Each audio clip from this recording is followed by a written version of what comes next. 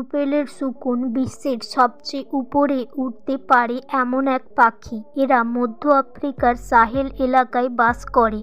রুপেলের শকুন 37,100 ফুট উচ্চতায় উপরে উঠতে পারে।